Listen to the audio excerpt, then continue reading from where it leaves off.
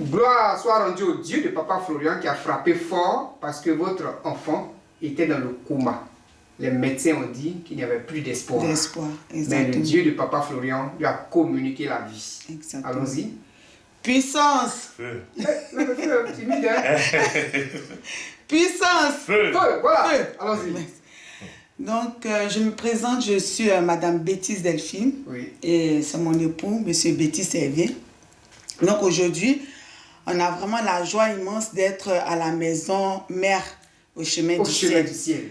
Donc, je viens rendre mon témoignage. Vous venez de Paris, de la France. Voilà, on vient de la France, on vient de Nantes. Donc, j'explique un peu l'histoire qu'on a vécue avec notre fille. Ça s'est passé sur un week-end. Oui. En fait, c'était sur le mois de juin. Donc, la veille, mon mari et moi, on s'était disputés. Bagarre même. On a eu une dispute. Oui. Et le matin, ma fille m'appelle, elle me dit, maman, je me sens pas bien, j'ai mal au ventre. Elle était sur Paris. Elle était sur Paris. Voilà. Ouais. Elle faisait ses études sur Paris. Et donc, elle m'appelle, elle dit, maman, j'ai mal au ventre. J'ai dit, ben, c'est les filles, hein, elles ont leurs règles et tout. J'ai dit, ben, si tu as mal au ventre, ben, va prendre le médicament habituel à la pharmacie que tu prends pour pouvoir te soulager. Elle dit, d'accord. Donc, elle prend les traitements, mais ça passe pas. Elle dit, est-ce que tu peux venir? Donc, quand elle a dit ça, je dis, bon, je vais voir. Et mon mari, il me dit, mais si à chaque fois, si ta fille doit avoir mal au ventre et que tu dois partir sur Paris, donc chaque fois qu'elle va avoir mal au ventre, tu vas partir. Puis je dis, oui, tu as raison. Donc, on était couchés. Et tout d'un coup, je me positionne. Je dis, non, prends un billet, je vais à Paris. Donc, quand j'arrive à Paris, elle était à Villeneuve-Saint-Georges. Elle avait un studio. Ouais. Donc, elle me dit, maman, tu es où? Donc, au téléphone, on communique. Elle dit, vraiment, je n'arrive pas à respirer. J'ai dit, j'arrive. Elle dit, bon, d'accord. Donc, elle essaie de m'indiquer. Et quand j'arrive chez elle, heureusement qu'elle n'a pas fermé la porte, hein, mais elle ne peut pas se lever de son lit. Et donc, j'appelle les urgences. Je dis, bah, ma fille, elle ne se sent pas bien. Et quand je l'ai touchée, elle était brûlante, mais c'était le feu sur son corps. Donc, il dit, bon, on l'emmène en ambulance. Donc, ils sont venus, ils l'ont prise. Et puis, ils sont partis avec elle. On était le même samedi soir. À 3 heures, je suis partie. Parce que quand là-bas, les enfants sont adultes, oui. vous ne pouvez pas partir, rentrer aux urgences avec. Non, moi, j'attendais dans la salle. Et puis, quelque chose me dit, va te reposer. Parce que de toutes les manières, tu ne vas pas pouvoir la voir. Donc, je rentre dans son studio. À 3h30 du matin, je prends mon téléphone, j'appelle sur son portable. C'est le médecin qui décroche. Il me dit, vous êtes la maman? Je dis oui. Il dit, bon, votre fille, là, on va aux urgences, on va l'opérer. J'ai dit, d'accord, que la situation n'est pas bonne, mais on va l'opérer. Je reste en prière jusqu'au réveil le matin. Donc, je prends mes dispositions. J'arrive à l'hôpital, je suis accueillie par les médecins. Est-ce qu'on peut vous voir à côté? Je dis, mais c'est pour m'annoncer quoi? Ils disent, asseyez-vous. Donc, je m'assois. Est-ce que vous voulez de l'eau? On me prépare quelque chose de vraiment pas bien. Donc, effectivement, ils me disent, bon, madame, votre fille, on l'a plongée dans le coma.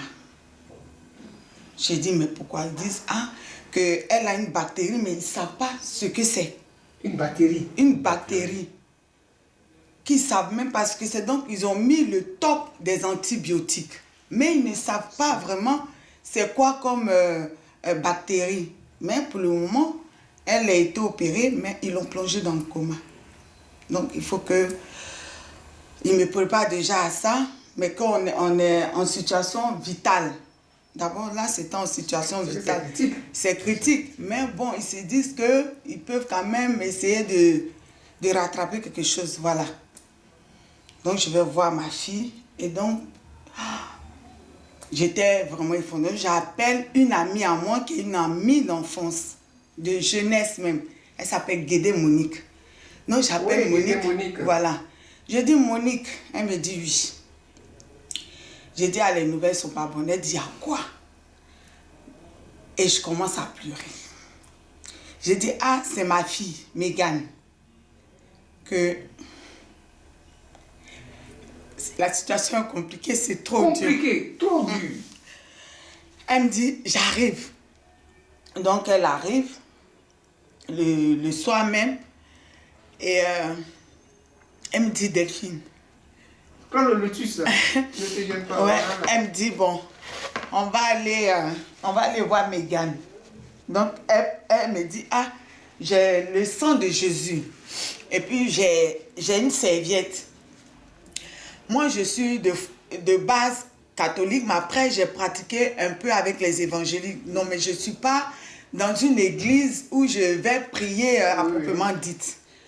Donc, elle me dit, donc quand elle m'a expliqué ça, j'ai le sang de Jésus, j'ai la serviette, on va aller voir Marie-Mégane. Donc, j'accepte. Donc, on va voir ma fille. Elle attrape. On rentre aux urgences. Voilà, en réa. Donc, elle prend les pieds de Mégane, elle met le sang de Jésus. Parce qu'elle avait les tuyaux, je vous envoie même sa photo après sur le témoignage. Donc, elle lui met quelques gouttes dans la bouche. Elle dit, Delphine, elle va guérir. Qu'il ne faut même pas t'inquiéter, elle va sortir de là. Donc, elle a fait la prière et puis on est sorti. Mais comme c'est des pratiques que moi, je n'ai jamais pratiquées, que je ne comprenais pas. Donc, je dis, Seigneur, c'est quoi cette pratique-là? Je dis, mais parle-moi. Donc, mon Dieu me dit, mais est-ce que tu as vu mon peuple, les Juifs? Est-ce que même quand vous êtes à Paris, est-ce que vous avez les mêmes magasins où vous achetez vos aliments pour manger?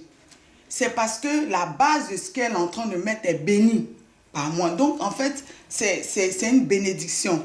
Et si cette huile-là ou le sang de Jésus la touche, bon, il y a eu une mésespérance. Non, ça m'a rassurée, ça m'a soulagée. Et puis, on a continué à accompagner Marie-Mégane. Mais les médecins ne trouvant toujours pas le virus qui était en train de la ronger. Donc, eux, ils m'appellent, me disent que vraiment la situation est précaire, mais on va changer maintenant d'hôpital. C'est-à-dire de Villeneuve-Saint-Georges, on l'amène maintenant à Saint-Joseph. Parce que sachant que cet enfant, elle était née avec une malformation au niveau du cœur, elle a eu déjà une opération au cœur, elle avait 6 mois. Mais son histoire, on a été une succession d'opérations qui n'en finissaient pas, quoi. Et on arrive à Saint-Joseph.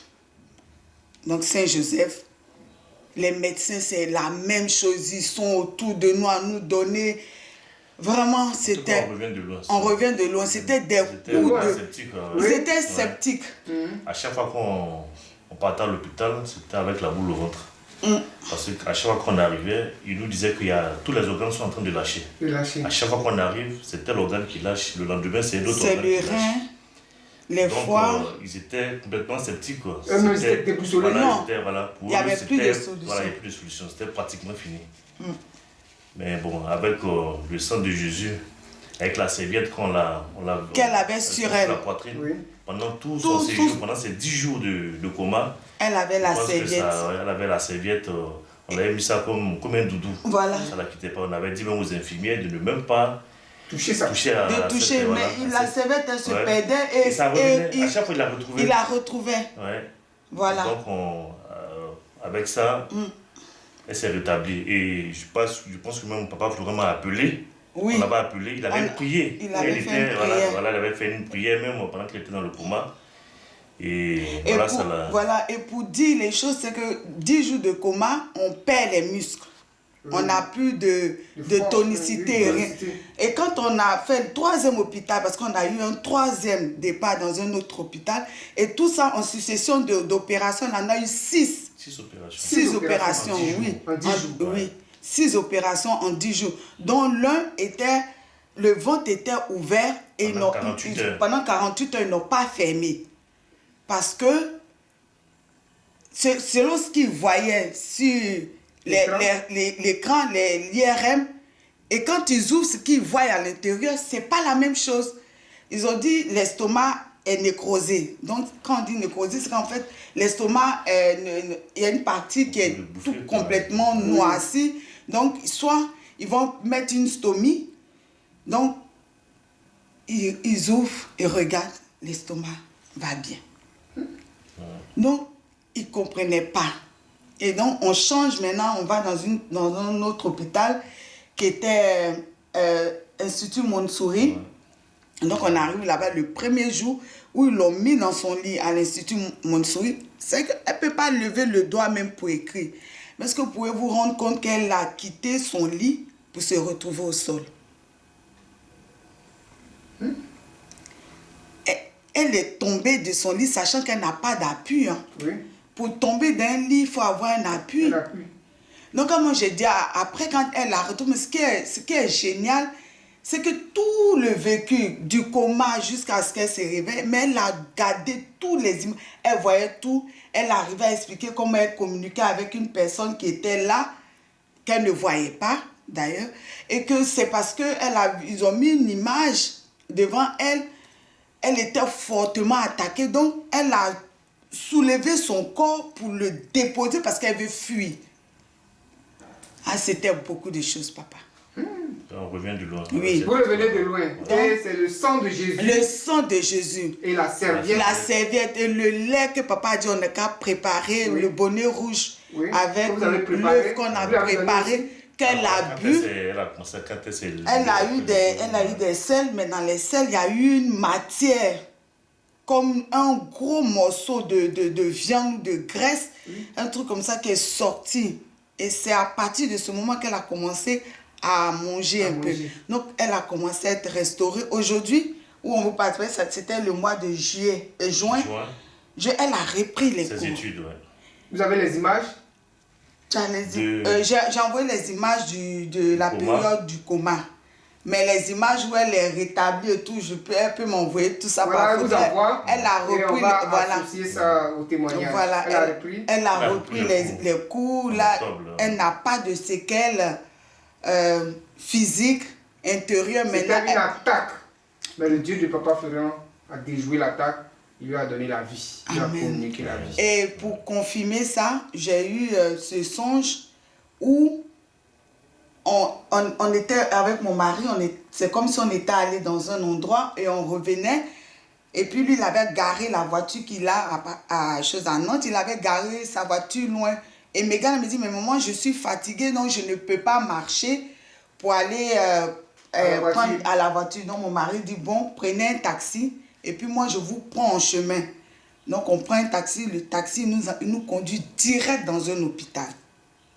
Mon mari nous suit en voiture pour dire, mais arrête-toi, je vais récupérer ma famille. Mais non, le taxi nous emmène dans un hôpital. Arrivé dans l'hôpital, elle, on la prend, on veut la mettre dans un lit de l'hôpital, sauf que les draps n'étaient pas faits. Donc j'ai dit, mais vous ne pouvez pas mettre ma fille sur un lit qui est sale.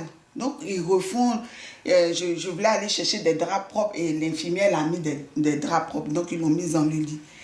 Et puis je cherche mon sac. J'ai dit, mais mon sang de Jésus, mais j'ai changé de sac. Le sang de Jésus est où? Et chemin faisant, parce qu'on voulait l'emmener dans une autre salle au bloc, chemin faisant,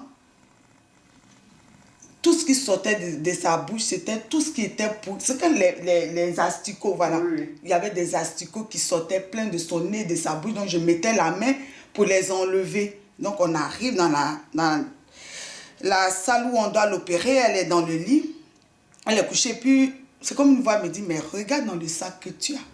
Et le sac que j'ai, c'est le sac que je pensais ne pas l'avoir. Donc je sors le sang de Jésus, je mets dans sa bouche. Et elle se lève, elle dit, ils ne vont plus jamais m'opérer.